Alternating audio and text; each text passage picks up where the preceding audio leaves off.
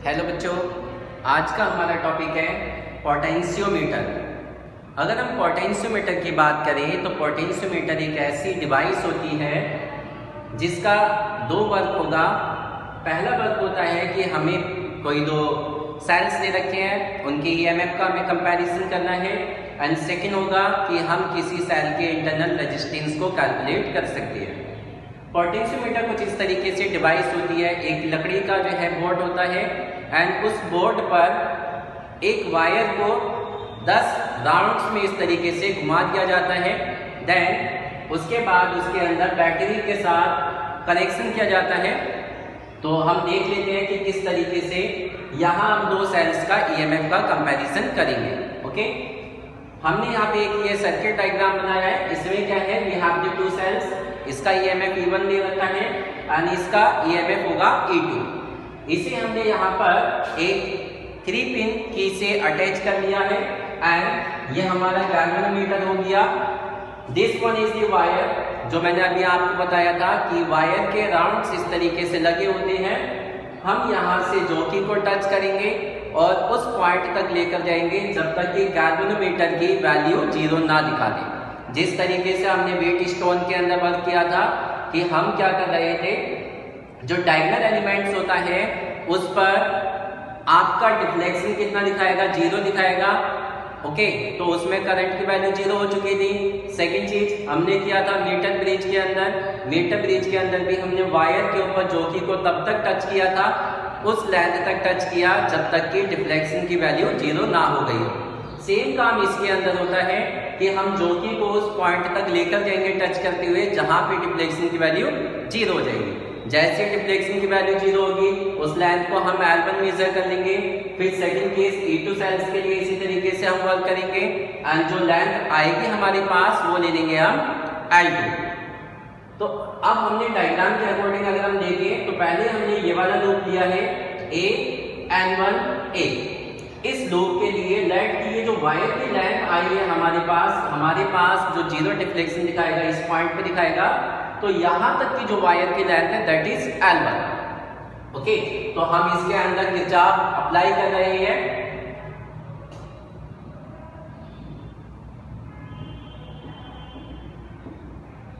अगर हम यहाँ पे बात करें N1 A लूप के अंदर, तो आप यहाँ देखोगे कि यहाँ पे हमारी बैटरी का पोटेंशियल जो है ईएमएफ गिवन है। अगर हम ईएमएफ की बात करें तो ईएमएफ को हम कुछ इस तरीके से लिख सकते हैं 5 into L1। ओके, यहाँ पे जो 5 टर्म है that is equals to the drop in the potential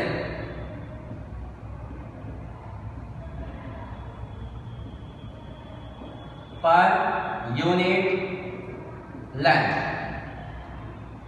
okay, तो यहाँ पे अगर drop in potential per unit length means यहाँ पर ये क्या है, potential drop per unit length है। इस हिसाब से लेंथ से लेंथ कैंसिल हो जाएगा। तो ये एग्जैक्टली फॉर्मूला किसका है, हमारे पास पोटेंशियल का है। और हम कह सकते हैं कि सेल के केस में किस चीज का है, ये ईएमएफ के लिए। तो E1 इक्वल्स टू 5L1 आ गया। सेम तरीके से हम लेंगे इस सेकंड वाले केस के लिए। कौन सा ले रहे हैं इस बार हम A। अब हमने यहाँ पर क्या है, सेकंड से जब इसे कनेक्ट किया तो ये इस तरीके से N2 पर हमें रीडिंग देगा जहां पे डिफ्लेक्शन क्या दिखाएगा, ये 0।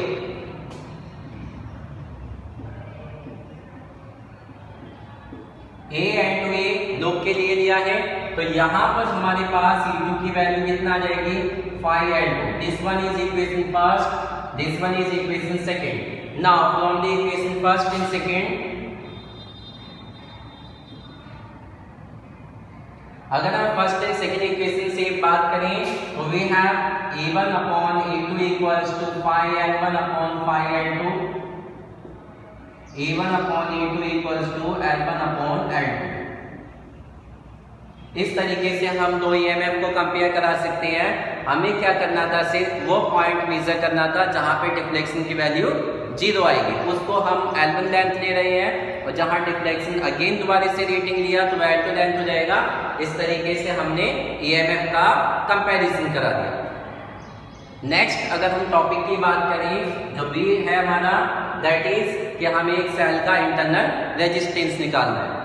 तो हमने डायग्राम चेंज कर लिया है। इस बार क्या है, हमारे पास एक सेल है जिसका ईएमएफ E है एंड इसका इंटरनल रेजिस्टेंस है हमारे पास R। ओके, सेकंड हमने क्या लिया है, एक यहाँ पे रेजिस्टेंस बॉक्स ले रखा है, ये हमारा नॉन रेजिस्टेंस बॉक्स है जिसकी वैल्यू हमें पता है। ओके, जो भी हम यहाँ से रेजिस्टेंस निकालेंगे वही हमारा रेजिस्टेंस वर्क करने लगेगा। तो अब हमें क्या करना है, बाकी डायग्राम हमारे पास सेम है। यहाँ से पहले हम इस वाले सर्किट की बात करेंगे एंड देन इस वाले सर्किट की बात करेंगे। अगर मैं कहूँ यहाँ पे कि ये सेल वाले की हमें बात करनी है AN1 वाले के लिए, तो यहाँ पर हमारे EMF की जो वैल्यू आ जाएगी, सपोज करो कि यहाँ से जब वायर को टच कराया है तो ये लेंथ आ रही है L1। ओके, तो यहाँ पे लूप ले रहे हैं फॉर लूप, कौन सा लेंगे यहाँ पे लूप, A, आप कह सकते हो यहाँ पे B लिख लेते हैं इसे। Okay, A B N1 A।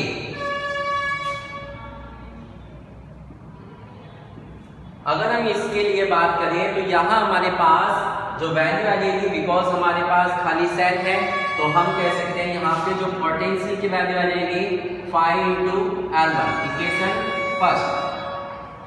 Second चीज, अगर हम यहाँ से ये वाला लूप लें अब A B N2 A,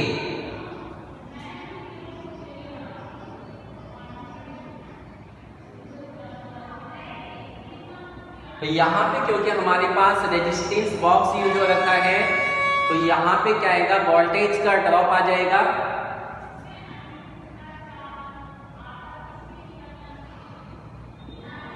इसकी बात करें तो हमारे पास आ जाएगा V इक्वल्स टू कितना आ जाएगा, I × R if there is the I current.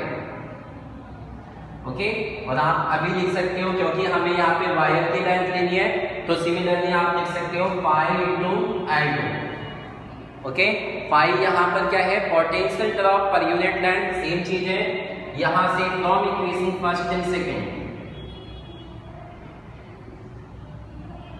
E upon B equal आ जाएगा 5L1 / 5L2 हो गया, इससे कैंसिल हो गया, तो ये हो जाएगा आपका E upon B equals to हो गया L1 / L2।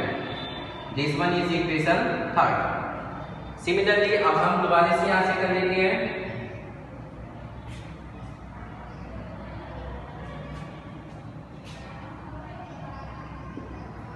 ओके,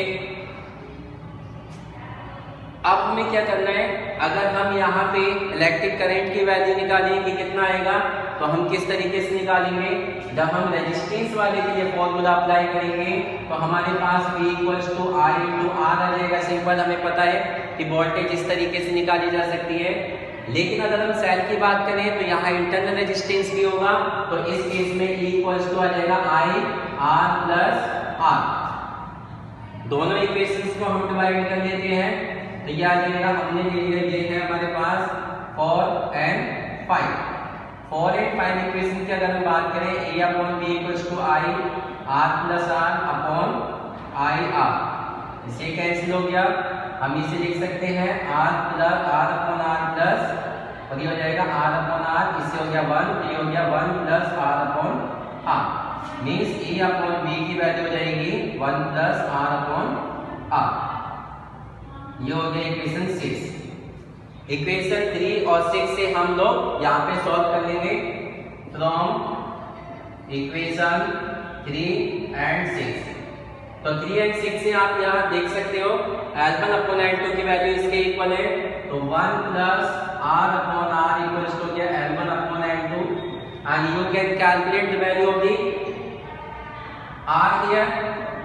R हो जाएगा L1 अपॉन L2 - 1 × R। तो इस तरीके से आप किसी भी रेजिस्टेंस, जो हमारे पास रेजिस्टेंस बॉक्स है, इसमें से आप कोई भी एक रेजिस्टेंस निकालोगे एंड उसके करस्पॉन्डिंग सेल का क्या इंटरनल रेजिस्टेंस है वो हम बता सकते हैं। ओके बच्चों, thank you for watching this video.